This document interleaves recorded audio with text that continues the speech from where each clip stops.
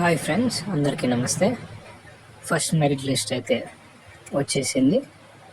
First merit లిస్ట్లో ఎంతోమంది select అయ్యారు. అయితే ఇప్పుడు సెకండ్ మెరిట్ లిస్ట్ ఎప్పుడు వస్తుంది, మేము వెయిట్ చేస్తున్నామని మీకు డౌట్ రావచ్చు. సెకండ్ మెరిట్ లిస్ట్ అయితే March 20 నుంచి 30 లోపల వస్తుందని థంబ్నెయిల్లో డేట్ కూడా మెన్షన్ చేశాను. మాకు 100 అవుట్ ఆఫ్ ఉన్నాయండి. అయినా కూడా మాకు ఫస్ట్ మెరిట్లో ఎందుకు రాలేదు, కాజ్ ఏంటండి అని మీరు అడగచ్చు. మీకు డౌట్ ఉండొచ్చు. ఎందుకంటే ఫస్ట్ మెరిట్ లిస్ట్లో మీకు 100కి 600 అవుట్ ఆఫ్ 600 మార్క్స్ ఉన్నాయి, కరెక్టే. కానీ మిమ్మల్ని టాలీ చేసేటప్పుడు వాడు అక్కడ ఈ రెండింటిని టాలీ చేయాలి, ఫిల్టరింగ్ చేసేటప్పుడు ఎలా చెక్ చేస్తాడంటే, మీ ఇద్దరికి 600 ఉంటాయి. అయితే మీ ఏజ్ను కూడా వాడు టాలీ చేస్తాడు. మీకు ఇప్పుడు 20 ఇయర్స్ ఉంటాయి.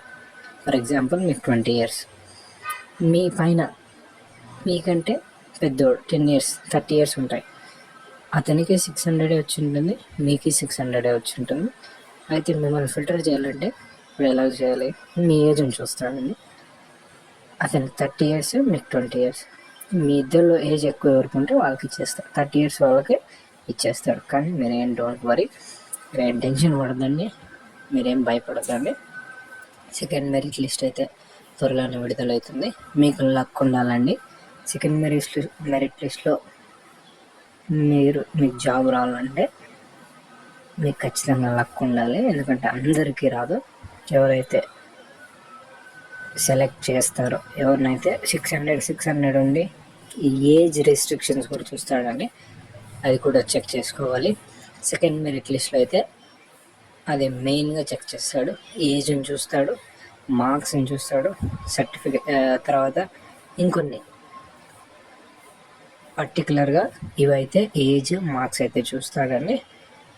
సెకండ్ మెరిట్ లిస్ట్ అయితే 20 నుంచి 30 డేస్, 10 డేస్ 20 to 30 డేట్ లోపల ఎప్పుడైనా రావచ్చు. బీ రెడీ, సెకండ్ లిస్ట్కి రెడీగా ఉండండి.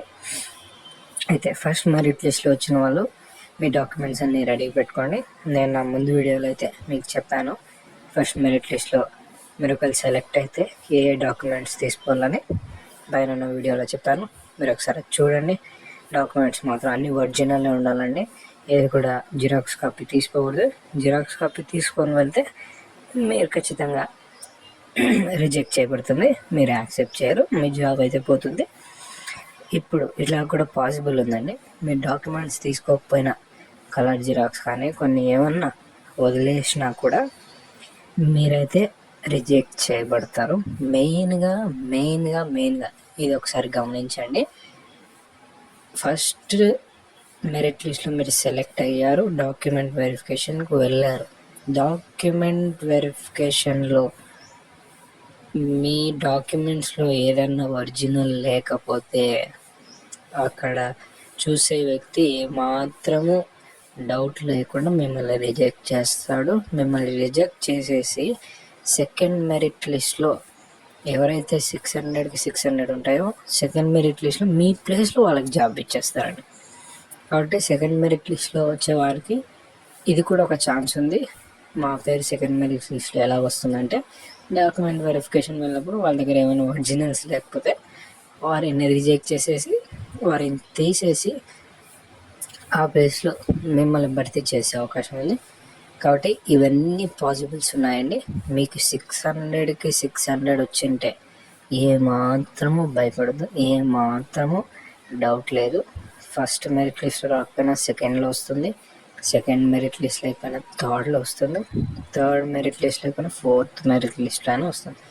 4 మెరిట్ లిస్ట్ అయితే ఉన్నాయండి. ఈ 4 మెరిట్ లిస్టులతో మీరు కంపేర్ చేసుకొని మీ రిజిస్ట్రేషన్ నెంబర్ రెడీకి పెట్టుకోండి. సెకండ్ మెరిట్ లిస్ట్ అయితే వాడు ఖచ్చితంగా విడుదల చేస్తాడు త్వరలోనే. ఇది వరకు ఫస్ట్ మెరిట్ లిస్ట్లో సెలెక్ట్ అయిన వారికి మీకు మెయిల్, SMS ఆర్ ఫోన్ వస్తుంది, లేదా పోస్టల్లో మీకు ఆఫర్ లెటర్ వస్తుందని నేను ఇంతకుముందు వీడియోలో మీకు తెలియజేశాను. మీరు ఏం టెన్షన్ పడదు. సెకండ్ మెరిట్ లిస్ట్ అయితే మీ పేరు వస్తుంది. 600 వచ్చిన వాళ్ళకి ఫస్ట్ మెరిట్ లిస్ట్లో నా పేరు రాలేదు, ఇంకా నాకు జాబ్ రాదా, ఇంకా నేను అప్లై చేసి వేస్ట్ అయినా అని మీరు ఏం భయపడదు, టెన్షన్ పడదు.